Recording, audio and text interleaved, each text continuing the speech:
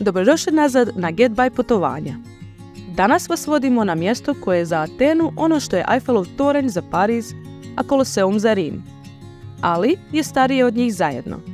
Dame i gospodo, Akropola. Bilo da ste ljubitelj povijesti, fotografije ili samo netko tko je oduvijek htio posjetiti drevne ruševine, Akropola je mjesto koje morate razgledati kada ste u Ateni. Ja sam ju posjetila nekoliko puta do sada, ali sigurna sam da ću se vratiti još koji put, jer me uvijek oduševi. A prije nego što ju posjetite uživo, pripremila sam za vas neke savjete iz vlastitog iskustva, ali i par zabavnih činjenica. Za početak, Akropola se nalazi u samom srcu Atene, a do nje lako možete doći metrom. Iskrcajte se na stanici Akropoli i onda kratko prošitajte do ulaza same Akropole. I jedan savjet. Dođite rano. Ne mogu dovoljno naglasiti koliko je ovo bitno. Zna biti jako velika gužva, pogotovo ljeti. A vjerujte mi da se ne želite gurati kroz redove turista. Kada dođete ovdje, sama veličina Akropole sigurno će ostaviti popriličan dojam na vas. Ovo je jedno od onih mjesta koje je definitivno puno impresivnije kada ga vidite uživo. Sjećam se koliko sam bila oduševljena kada sam ju prvi put ugledala.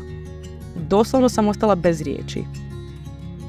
Osjećaj je kao da ste se vratili natrag kroz vrijeme, a pogled na grad je, evo vidite, predobro.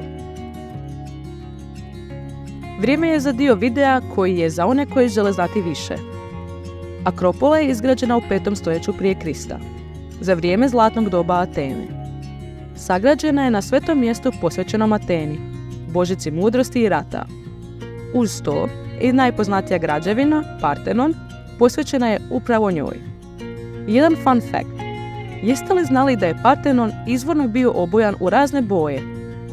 Da, teško je to zamisliti, ali nekada su ga krasile crvena, plava i zlatna boja. Još jedna zanimljiva stvar je što su stupovi Partenona blago zakrivljeni.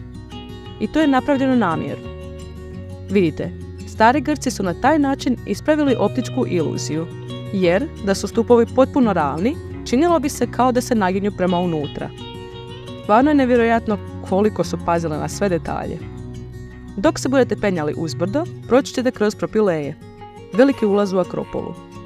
To je ovaj masivni prolaz koji je samo uvod u ono što tek slijedi. Kad sam prvi put prolazila njime, sjećam se da sam osjetila nekakav miks uzbuđenja i poštovanja, odnosno osjećala sam se kao da se drevni svijet otvara pred mojim očima. Kada uđete unutra, imate toliko toga za istražiti. Osim Partenona, tu je i Erechtheion sa svojim slavnim karijatidama. To su ovi prekrasni kipovi žena koji služe kao stupovi. Da, i pogledajte pažljivo. Probajte vidjeti koja je od karijatida zapravo replika. Original je odnešen u Britanski muzej u 19. stoljeću. A još uvijek se vode rasprave o tome treba li ga vratiti ovdje. Nemojte zaobići ni hram Atene Nike. Naspram ostalih, mogli bismo reći da je mal, ali od velike važnosti jer simbolizira pobjedu. I ovaj pogled je savršen.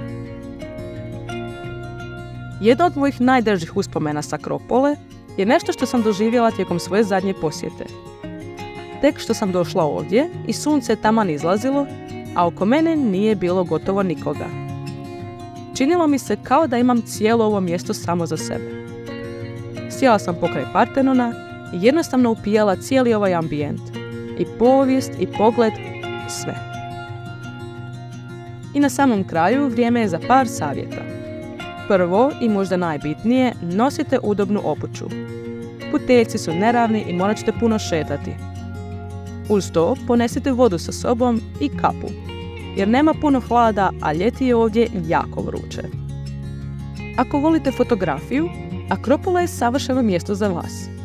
Ali, tajming je ključ svega. Dakle, preporučujem da posjetite rano ujutro ili predvečer, jer je tada najbolje svjetlo i najmanja gužva. I još jedna stvar, ne zaboravite zaviriti u muzej Akropole. Nalazi se vrlo blizu same Akropole, a u njemu se nalazi stvarno puno zanimljivih stvari s nalazišta. I to bi vam bilo to od naše ture po Akropoli. Nadam se da ste uživali u ovom vodiču i spremili sve korisne savjete. Ako vam se svidio i želite još ovakvih vodiča, slobodno ostavite like, komentar i pretplatite se na kanal. Imamo još korisnih savjeta s putovanja za vas. Vidimo se u sljedećoj avanturi i sretan put!